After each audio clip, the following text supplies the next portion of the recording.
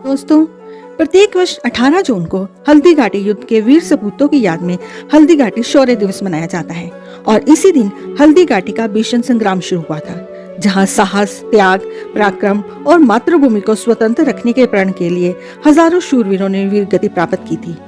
परंतु इस वीडियो में हम आपको हल्दी घाटी युद्ध के किसी शूरवीर योद्धा के बारे में नहीं, बल्कि एक ऐसे पशु की स्वामी भक्ति के बारे में बताएंगे जो महाराणा प्रताप के बहुत ही निकट था।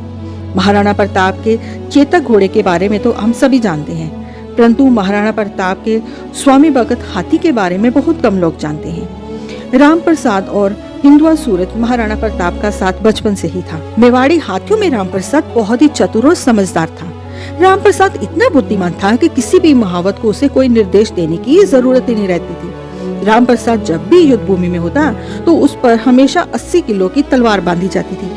इतनी भारी तलवार लगी होने के कारण जब भी शत्रु दल का कोई घोड़ा या हाथी सामने आता था तो राम प्रसाद उन्हें बहुत ही आसानी से मौत के घाट उतार देता था। हल्दी घाटी के भीषण संग्राम में राम प्रसाद ने मुगल सेना के 13 हाथियों को अकेले ही मार गिराया था।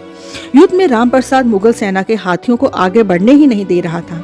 हल्दी घाटी युद्ध का आंखों देखा हाल अपनी पुस्तक मुंतखब उल तावारीख में लिखने वाले मुगल दरबार का अधिकारी बादयूनी ने इस घटना का जिक्र अपनी किताब में लिखा। उसने लिखा कि मैंने इस तरह का दृश्य पहले कभी नहीं देखा, जब एक हाथी बिना महावत के युद्ध भूमि में लड़ रहा था।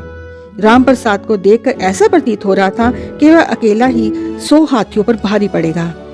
राम प्रसाद का पराक्रम और समझदारी देखकर हल्दी घाटी युद्ध में मौजूद मुगल सेना के बड़े बड़े सेनापति राम प्रसाद को जीवित कैद करना चाहते थे। बादयूनी आगे लिखते हैं कि उस हाथी को पकड़ने के लिए हमें 7 हाथियों का चक्रव्यूह तैयार करना पड़ा तथा प्रत्येक हाथी पर 2 महावतों को बिठाया गया। इस प्रकार 7 हाथियों पर कुल 14 महावतों को बैठने के बाद अंत मुगल सेना राम प्रसाद के पैरों में लोहे की बड़ियां डाल पाई। उसकी वीरता और समझदारी से यह समझना मुश्किल नहीं था कि उसके स्वामी ने बहुत ही उसे उच्च प्रशिक्षण दिया होगा। महाराणा प्रताप के हाथी राम प्रसाद का जिक्र इतिहास में इतना ही मिलता है, लेकिन जनश्रुति और कुछ पुस्तकों के अनुसार बंदी बनाने के बाद बादशाही फरमान को ध्यान में रखकर राम प्रसाद को अकबर के समक्ष पेश किया गया। अकबर राम प्रसाद की कद काठी देखकर अचंभित रह गया। उसने आदेश दिया कि अब ये मेरा निजी हाथी होगा और इसका नाम राम प्रसाद नहीं बल्कि पीर प्रसाद होगा। इसका ध्यान रखा जाए और इसकी पीठ पर शाही गद्दी पहनाई जाए। 1 हफ्ते बाद इस पर हम सवार होकर सैर पर निकलेंगे। बस फिर क्या था, बादशाही आदेश पाकर सभी राम प्रसाद की खिदमत में लग गए।